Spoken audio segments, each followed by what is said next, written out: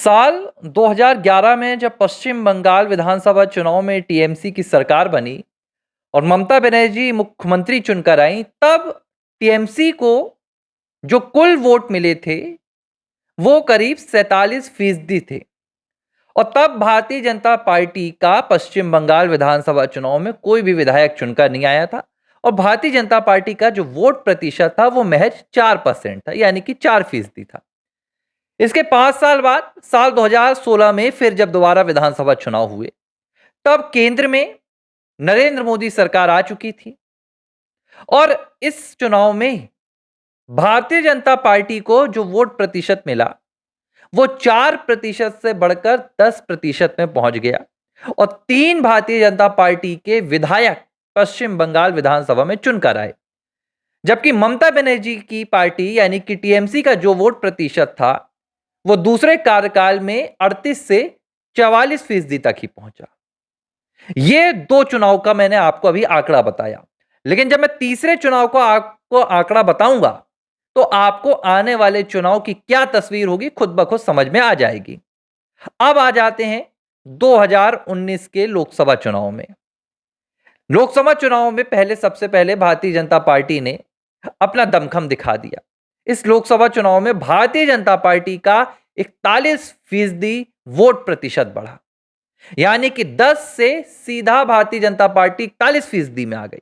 और जब 2021 में विधानसभा चुनाव हुए, तो जो 2016 तक भारतीय जनता पार्टी 10% में टिकी हुई थी, 2021 में भारतीय जनता पार्टी सीधे 10 से छलांग लगाकर कितना पहुंच गई?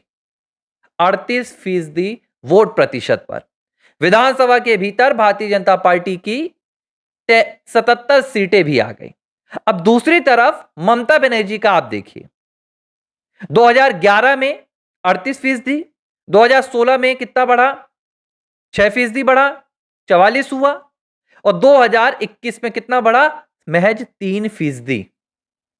44 से 47% वोट बैंक हुआ ममता बनर्जी का। अब मैंने दोनों पार्टियों के वोट प्रतिशत आपको गिनाए। क्यों गिनाए हैं, पहले आप इस बात को समझ लीजिए। ममता बनर्जी का जो वोट प्रतिशत है, वो है क्या? पश्चिम बंगाल में जो हिंदू आबादी है, वो 70% है। जो 30% की आबादी है, वो मुस्लिम आबादी है और कुछ 1% में जो दूसरे अल्पसंख्यक वर्ग हैं। ममता बनर्जी को यह पूरा 30% वोट बैंक 2021 में मिला। कांग्रेस पार्टी पूरी तरह से खत्म हो गई। थोड़ा बहुत वोट बैंक मिला था, 30% मैं बहुत ज्यादा बोल रहा हूं। इसके बाद जो 15 से 17% वोट बैंक था, वो हिंदू आबादी का मिला। लेकिन भारतीय जनता पार्टी को आप देखिए, जो 70% हिंदू हैं वहां के, वो किस तरह भारतीय जनता पार्टी को अपना समर्थन साल दर साल देते आ रहे हैं। 2011 में महज 4% ने अपना समर्थन दिया 70% में से। 2016 में 6% और बढ़े, 10% हो गया और 2021 में 40% हो गया। यानी कि जो 70% हिंदू आबादी है पश्चिम बंगाल में, उसमें से 38%, सीधे सीधे तौर पर अगर मैं 40% कहूं, तो 40% हिंदू आबादी भारतीय जनता पार्टी को अब तक अपना वोट देना शुरू कर चुकी थी। अगर आप आंकड़े के बढ़ते हुए क्रम को देखें, तो 2016 से 2021 के बीच में महज 5 साल में 30% बढ़ा है और अब 2021 से 2025 के बीच में यह आंकड़ा कितना बढ़ा है, इसे लेकर एक रिपोर्ट आई है।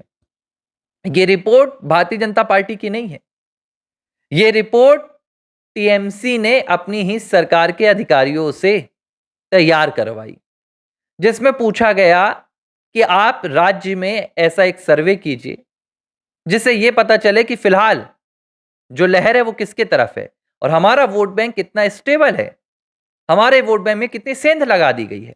जब सर्वे हुआ, ममता बनर्जी का सीक्रेट सर्वे हुआ, उनके अधिकारियों ने किया, तो रिपोर्ट जो आई है वो आप सुनिए। इस रिपोर्ट में जो ममता बनर्जी का अल्पसंख्यक वोट बैंक है, उसमें कोई फर्क नहीं पड़ा। ममता बनर्जी के पास वो वोट बैंक आज भी है। लेकिन भारतीय जनता पार्टी का जो हिंदू वोट बैंक है, वो 5 सालों में 65% का आंकड़ा पार कर चुका है।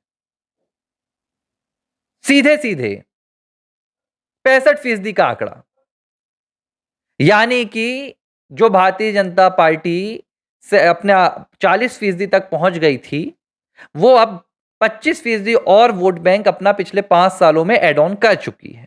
अब ये था आंकड़ों का गणित। अब इसका असर आपको बताता हूं, असर कैसे हो रहा है। ममता बनर्जी पिछले 15 सालों से पश्चिम बंगाल की सत्ता में है और इस दौरान उन्होंने सनातन धर्म के खिलाफ, हिंदूवाद के खिलाफ, हिंदुत्व के खिलाफ काम करने में कोई भी असर नहीं छोड़ा।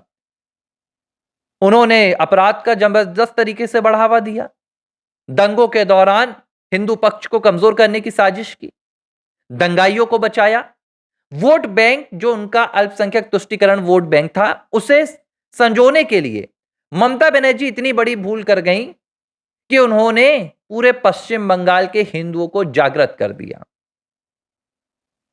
जो हिंदू अब तक ममता बनर्जी को वोट देते थे, वो भी इस बात को समझ गए कि ममता बनर्जी को वोट देना यानी कि सीधे तौर पर गजवा ए हिंद के लिए अनुमति दे देना है।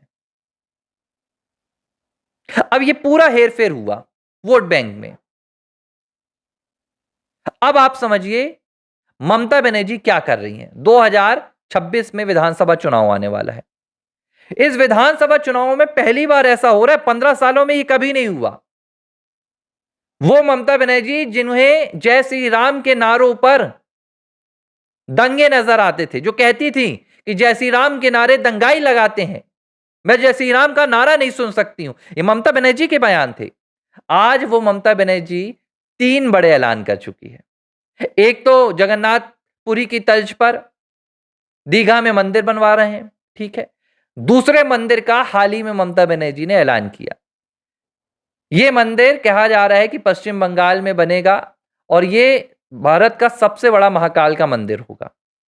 ममता दीदी का कहना है कि हमने पैसा भी जुटा लिया है, हम जनवरी के दूसरे महीने में इसकी नींव भी डाल देंगे। यह तो मंदिर की बात हो गई। अब जो तीसरा एक मैं चर्चा करने जा रहा हूं आपके साथ, यह बड़ा ज्यादा आपको अजीबोगरीब लगेगा। एक ममता बनर्जी का बयान आया हाल ही का, 2 दिन पहले का, और इस बयान में ममता बनर्जी गीता का उदाहरण दे रही है, श्रीमद् भगवत गीता का। ममता बनर्जी बता रही है कि धर्म क्या होता है, धर्म यानी पुण्य, धर्म यानी विवेक, धर्म यानी सत्य। इस तरह की बातें कर रही हैं और चुनौती दे रही हैं कि क्या ये जो बीजेपी वाले इन्होंने कभी भी गीता उठाई है। अब जब इस तरह की बातें ममता बनर्जी कर रही हैं तो सवाल उठता है कि अचानक ममता को क्या हुआ। जिन्हें श्री राम के नाम से नफरत है, जिन्हें श्री कृष्ण की गीता से नफरत है, जो अभी हाल ही में पश्चिम बंगाल में कोलकाता में जो गीता समारोह हुआ था उसमें जो 6 लाख की भीड़ आई थी, क्या ये उसका असर है? ये सिर्फ उस एक समारोह का असर नहीं है, दरअसल ये असर है हिंदू वोट बैंक का टीएमसी से बीजेपी में शिफ्ट हो जाने का। ममता बनर्जी को यह रिपोर्ट मिल चुकी है। अब ममता बनर्जी अगले 6 महीने जब तक चुनाव नहीं आते हैं तुष्टीकरण की राजनीति को साइड रखेंगी और ममता बनर्जी एक हार्डकोर हिंदुत्व का चेहरा बनकर उभरेंगी। अब ममता बनर्जी काली की चर्चा करेंगी, अब ममता बनर्जी दुर्गा की चर्चा करेंगी, चंडी की चर्चा करेंगी, महाकाली की चर्चा करेंगी, मंत्र पढ़ेंगी, बताएंगे कि पश्चिम बंगाल की जो दुर्गा पूजा होती है वो दुनिया की सबसे बड़ी दुर्गा पूजा होती है और हम कराते हैं, ताकि ये जो वोट प्रतिशत ममता बनर्जी का हिंदू बहुमत से, हिंदू आबादी से गिर गया है, इसे जैसे तैसे वापस हासिल किया जा सके। और इसके लिए अब ममता बनर्जी बंगाली अस्मिता वाला भी पूरा अपना मसौदा तैयार कर रही हैं। ममता इस बात को समझ गई है कि हिंदूवादी बनकर तो वो ये वोट बैंक वापस हासिल नहीं कर पाएंगी। अब वो बंगाल को बीजेपी से अलग करने की कोशिश करेंगी। वो बताएंगे कि जो बीजेपी है वो एंटी बंगाली है और मैं प्रो बंगाली हूं। यह अलग बात है कि पूरे बंगाल को ममता बनर्जी ने, माफ कीजिएगा ये ममता के टोन में बोल रहा हूं मैं, पूरे बंगाल को ममता बनर्जी ने घुसपैठियों का गढ़ बना दिया है। यहां ममता बनर्जी का बंगाल प्रेम नजर नहीं आता। तो सीधी सी बात है, ममता बनर्जी अब हिंदुत्व के दिखावे पर चलने का प्रयास कर रही है। ममता बनर्जी अब अपने वोट बैंक के लिए श्री राम का जयकारा भी लगाएंगी, श्री कृष्ण का गीता का उदाहरण भी देंगी, और एक बार अगर भूले से सत्ता में आ गई तो अगले 5 साल तक श्री राम का एक नारा भी, एक जयकारा भी श्री कृष्ण के नाम का बंगाल में लगने नहीं देंगी। ये है ममता बनर्जी की प्लानिंग। तो इस बात को बंगाल के जो हमारे साथी हैं, बंगाल के जो हमारे दर्शक हैं, उन्हें समझना चाहिए कि भाई एक ऐसी सरकार का निर्माण करे जो राष्ट्रवादी हो, जो किसी एक धर्म के प्रति तुष्टीकरण की राजनीति न करे, सबको लेकर चले, और मुख्य तौर पर युवाओं के लिए, महिलाओं के लिए पश्चिम बंगाल में जो पूरी तरह से संसाधन खत्म हो गए, उन संसाधनों का निर्माण करे।